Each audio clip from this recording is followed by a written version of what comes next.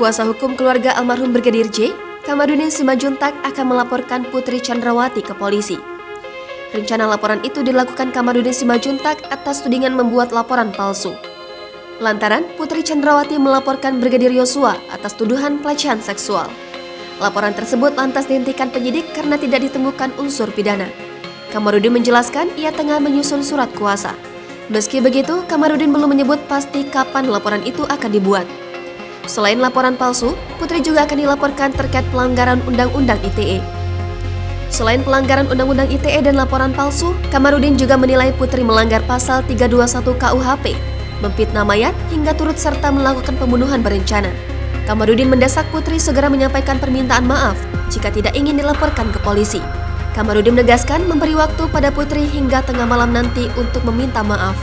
Jika Putri tidak meminta maaf, dia menyebut pihaknya akan melaporkan Putri ke polisi. Sebagaimana diketahui, Putri Chandrawati menjadi saksi yang sebenarnya dalam kasus ini.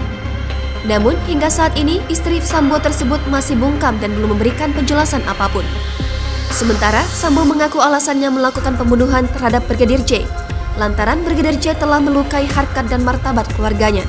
Namun tak dijelaskan secara rinci apa yang dimaksud melukai harkat dan martabat keluarga tersebut.